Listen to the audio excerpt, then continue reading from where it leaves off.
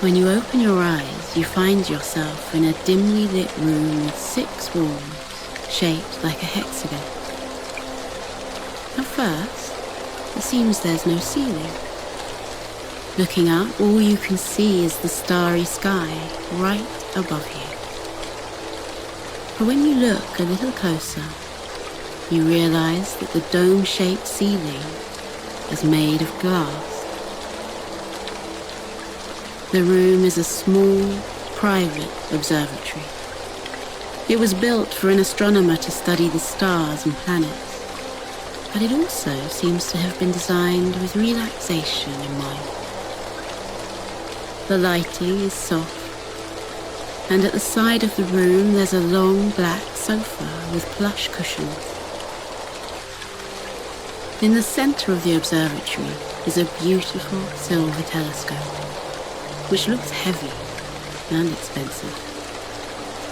The long, thick tube is pointing towards the glass ceiling. If you looked through the eyepiece of the telescope, you'd probably be able to see the moon and stars in amazing clarity.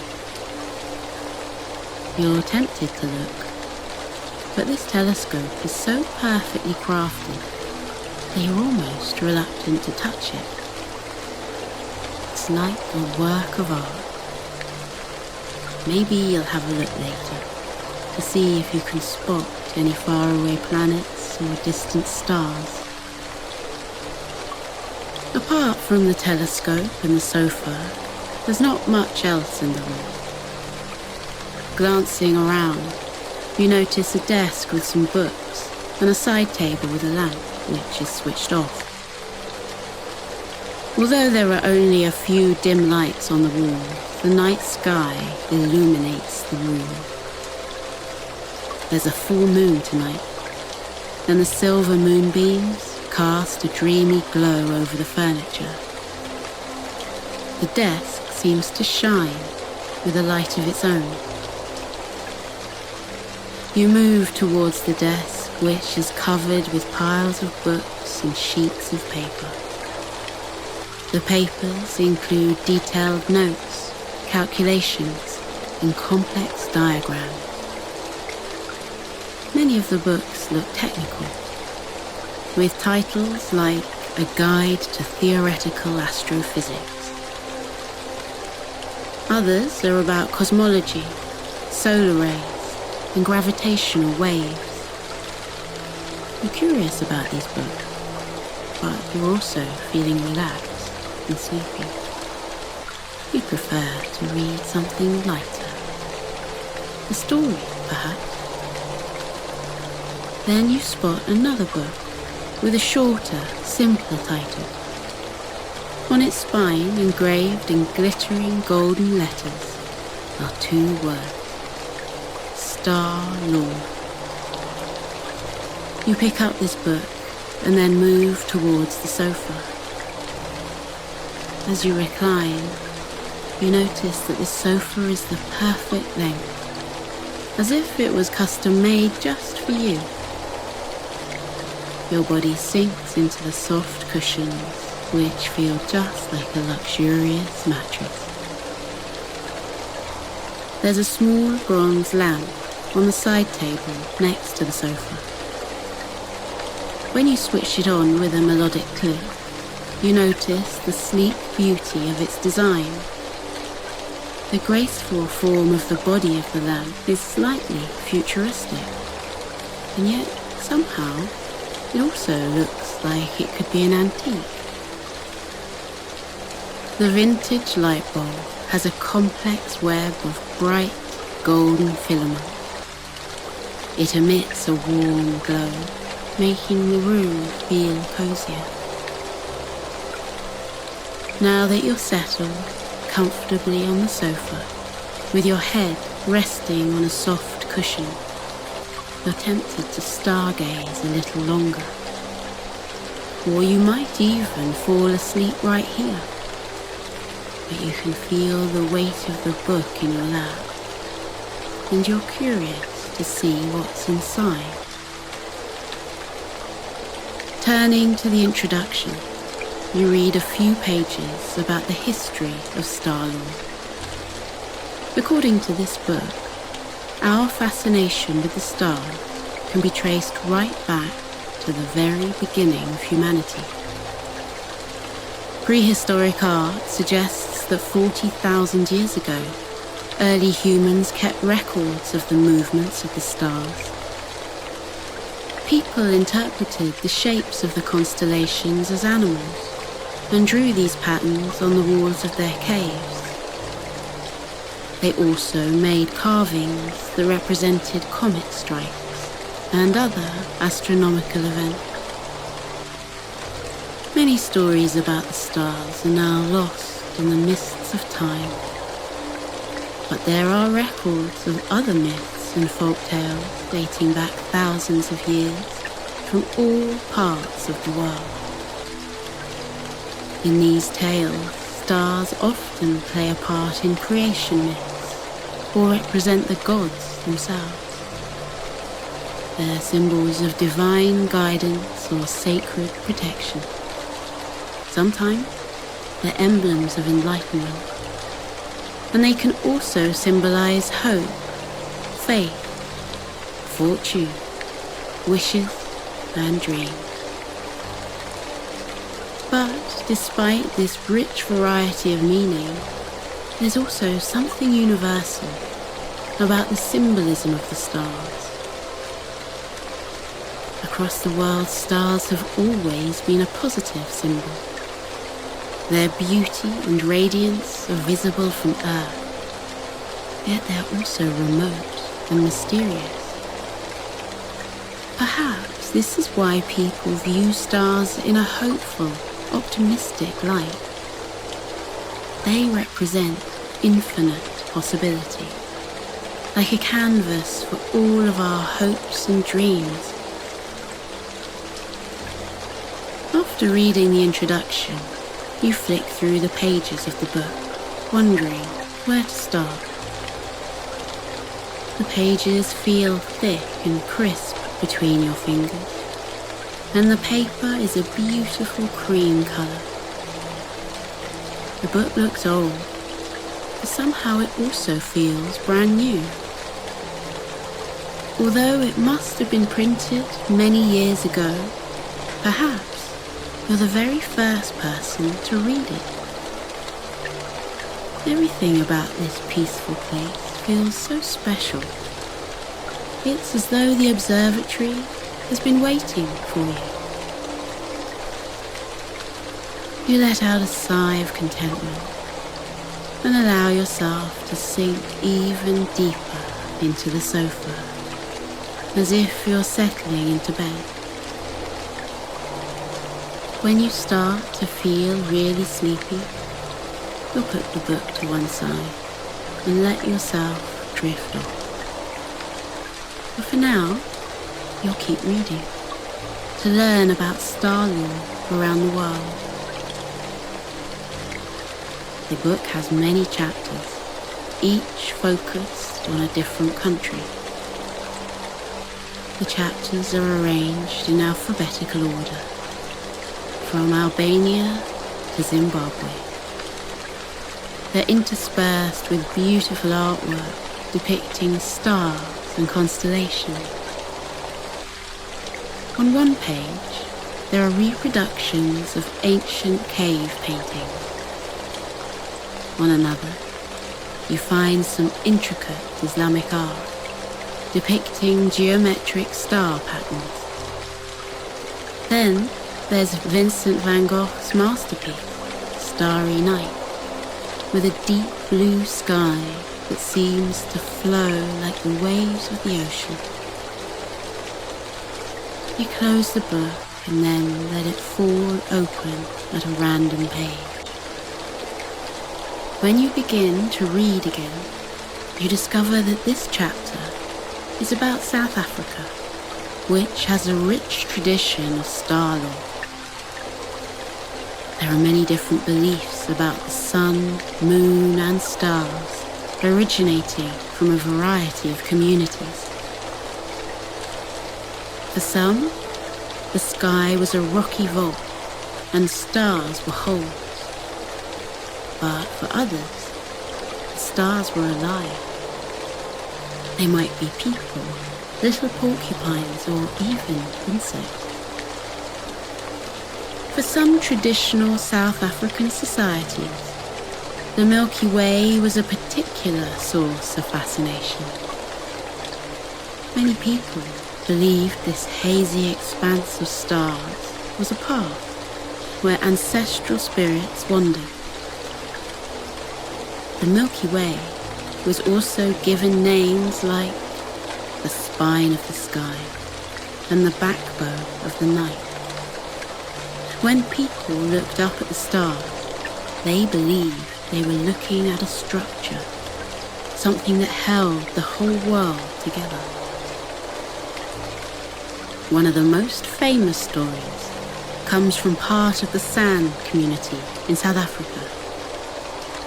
In traditional star lore, the Milky Way was created by a young girl. One dark night long ago, a girl was dancing around a fire. On a whim, she picked up some glowing embers. Then she flung the ashes into the sky, where they formed a shining band of stars. This iridescent path remained in the night sky forever. It provided light for travelers, so they could find their way home in the dark. As you come to the end of the page, you close your eyes for a moment and linger on this image. You can picture the hazy light of the Milky Way, a galaxy of seemingly infinite stars. Then you remember that you don't need to use your imagination. The stars are right above you. Opening your eyes, you can see a multitude of silver lights scattered across the darkness like grains of sand. In this moment, it's still too early to see the Milky Way clearly, but hopefully you'll get a good view later. As you gaze up through the glass ceiling, you reflect that the observatory is a little like a theatre. You're waiting for the show to begin. While you wait, you continue to slowly turn the pages of the book until an image catches your attention. It's a beautiful painting of a white horse with wings, a Pegasus. This mythological creature is soaring through the clouds, surrounded by tiny golden stars. When you lift the page closer to the light, you see that the stars are actually gilded, shining in the lamplight. The image of the Pegasus is part of the chapter on the star lore of ancient Greece. For the Greeks, the stars held deep significance. They believed that the gods had created the constellations, placing the stars in the sky as a lesson or reminder for mortals on Earth. The Pegasus is one example. The winged horse once belonged to a Greek hero who tried to fly to Mount Olympus, the home of the gods. Zeus, the god of the sky, decided to keep Pegasus for himself. He even used the horse to carry his thunderbolts across the sky. Eventually, after many years of faithful service, Zeus transformed Pegasus into a collection of shining stars. The horse can still be seen in the northern sky today as one of the largest and brightest constellations. There are so many Greek myths about the stars. The hunter, Orion, and his faithful dogs also became immortalized as constellations. Turning the page, you come across a picture of another, smaller constellation. Below is an image of a lyre, a stringed instrument resembling a small harp. The constellation Lyra represents the golden lyre of Orpheus. This legendary poet learned how to play the instrument from Apollo, the god of music. Orpheus travelled widely, enchanting everyone he met with his beautiful music. To ensure that Orpheus's talent was remembered, some goddesses carried his lyre up to heaven. Here it was placed among the stars to shine brightly for eternity. Then there's Leo the lion and all the other signs of the zodiac, as well as mythological heroes, creatures, ships. The list goes on and on. As you turn the pages, you start to feel sleepy. The words and names blur into each other until they no longer make sense. You close your eyes and rest for a moment. It's as if your head is dancing with images, filled with stars. And when you open your eyes and look up again, there they are, above you, even more than before. As the number of stars increases, it feels as if the sky itself is getting bigger. There's something so calming about this view, and the sense of infinite space and possibility. You become aware of your slow, steady breathing. In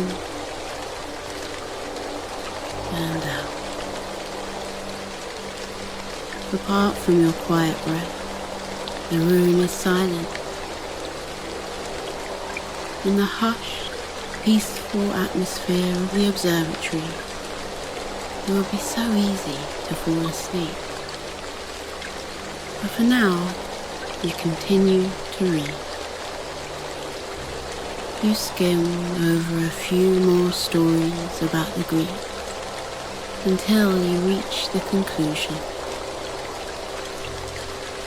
At the end of the chapter, the author says that ancient Greek star lore remains with us today. Many of the signs of the zodiac, such as Aquarius and Taurus, are associated with Greek myths. And many of the major constellations have mythical links too. As well as Orion the Hunter, there are the two bears, Ursa Major and Minor, and many others. And yet the beauty of the stars is that they are visible in every part of the world, and so there are many different interpretations. The constellation of Ursa Major resembled a bear for the ancient Greeks and Romans, as well as many Native Americans. But other cultures have seen a ship, a wagon, or even a prawn. There might almost be as many different stories as there are stars in the sky. As you read, you can feel yourself getting sleepy. You decide you'll just read one more story before you close your eyes and rest. You run your fingers lightly over the edges of the paper and then flick backwards through the pages until an image catches your attention. It's a watercolor painting of a nighttime scene. A couple embrace on a bridge, their dark silhouettes contrasting with the silvery light of the full moon behind them. The moon is vast and almost takes up the entire page. All around are hundreds of glittering stars. There are even some stars beneath the bridge. And at first, I think it must be a reflection. Perhaps the bridge crosses a river, which reflects the starry sky. But when you look closer, you realize that there's no water beneath the bridge. Instead, there are translucent, lavender-colored clouds. The bridge is in the sky. You want to know more about this magical painting, so you turn a few pages back to the beginning of the chapter. Here, printed in full, is one version of a famous Chinese folktale. It's called The Cowherd and the Weaver Girl, and it's the origin of a summer festival. Your eyelids are growing heavy, but you're curious about this story. So you stifle a yawn and begin to read. Once upon a time, in the heart of the countryside in China, lived a young cowherd. One night he was asleep in bed when he was gradually awoken by strange sounds coming from outside. As he woke up, he realized what they were. The sounds of laughter, voices, and splashing water. When he went to the window, he was amazed by what he saw. Swimming in the lake next to his home were 7 beautiful women. Each woman seemed to radiate a magical, silvery light. This could only mean one thing. They were goddesses. The cowherd quickly got up and went outside to meet the women. He discovered that they were sisters who lived in the heavens. They explained that they were here on a secret trip without permission from the Empress of Heaven. The 7 goddesses were having fun on Earth, skipping through the fields and floating in the cool water of the lake. This land was so different from anything in the heavens, and they wanted to keep exploring until sunrise. At first, the cowherd was sure he must be dreaming. But once he was convinced that the goddesses were real, he agreed to be their guide for the rest of the night. He showed them around the nearby woods and fields and told them all about life on Earth. The goddesses wanted to know everything, even the ordinary details of his work in the fields seemed to fascinate them.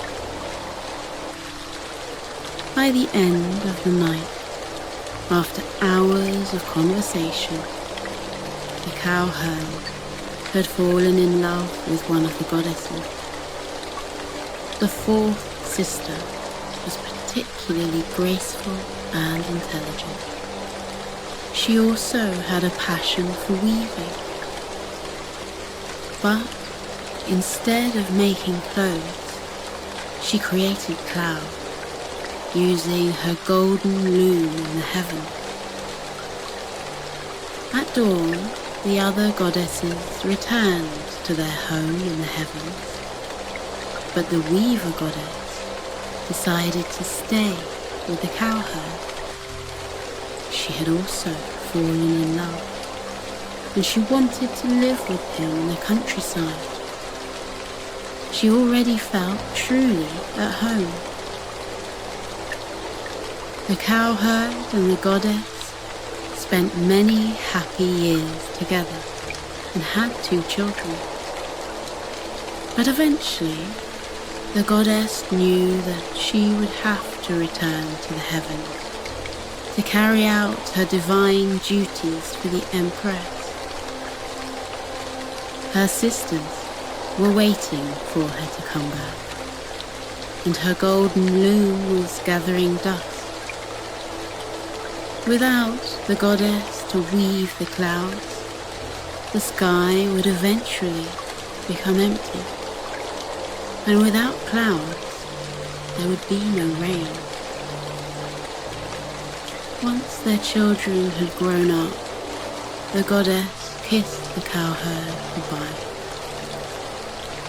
At last, it was time for her to take her place in the heavens once more, alongside her sisters. But this was not the end. The goddess reassured the cowherd that they would still be able to see each other in the stars. Before leaving, she cast a spell over an ox, which gave it the power of flight.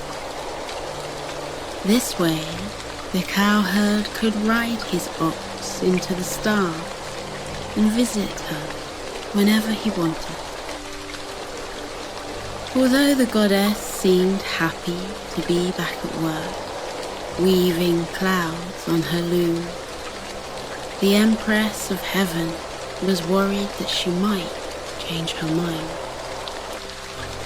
If the visits from the cowherd became regular, perhaps the goddess would decide to return to Earth.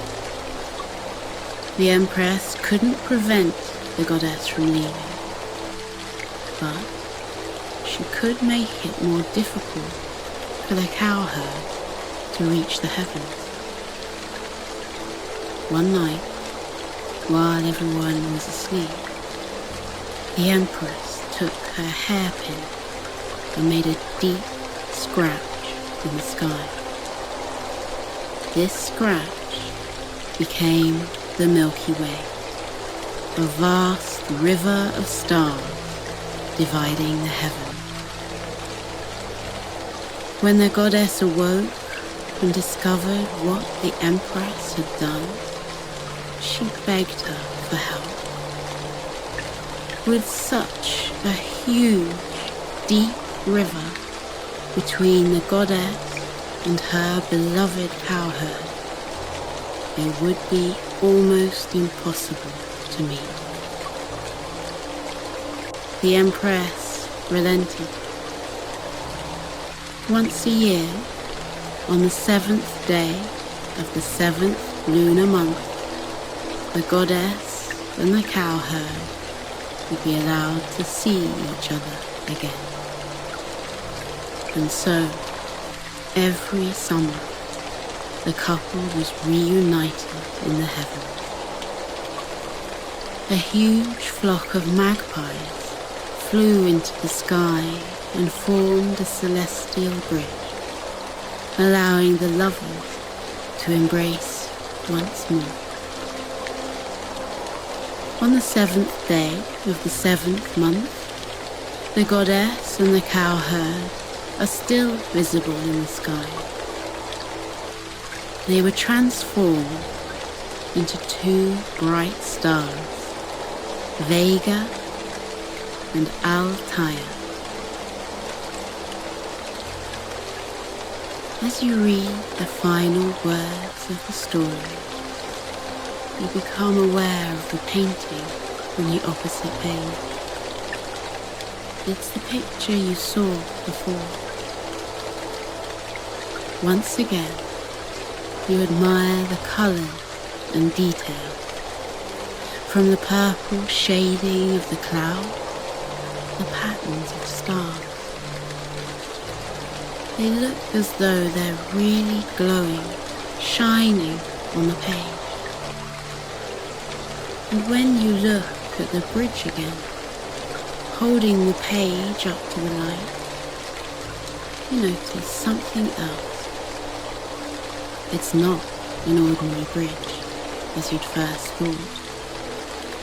Looking closely, you can see that it's made up of hundreds of black birds. These are the magpies, sent by the Empress to bring the lovers together once more. Now that you know the story behind the painting, it seems even more beautiful. After finishing this tale, you feel ready to close the book and return to it another time. You gently place the book on the nearby table, then turn off the lamp and settle down on the sofa, making yourself comfortable. All you want to do is sleep, but you'll have one last look at the stars above you to see if you notice anything different. While you were reading, the sky is slowly transforming. There are even more stars than before. There must be thousands, millions, billions. And those are just the ones you can see. They spread out endlessly through infinite galaxies. Right above you, the Milky Way is now clearly visible. It's a gorgeous, cloudy band of stars stretching right across the sky. As you marvel at the beauty of the galaxy, you can understand the origins of the folktale. It's no wonder that someone once gazed at the stars and dreamed up this story. Inspired by the stars, they told the tale of goddesses, the celestial river, and eternal love. For a moment, you try to identify individual stars and constellations, but they seem to blur into each other, and in your sleepy state, they all look equally bright, equally beautiful. You smile and close your eyes. You feel ready to sleep now, to drift off into dreams of starlight.